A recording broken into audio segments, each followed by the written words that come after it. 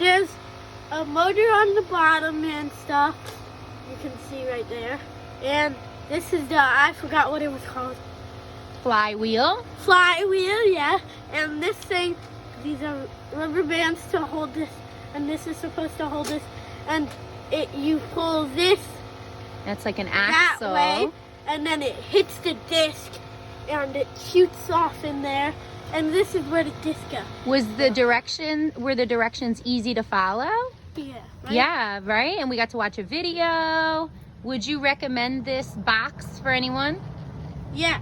Yes, definitely. Right, he's trying to get it in the box. Oh!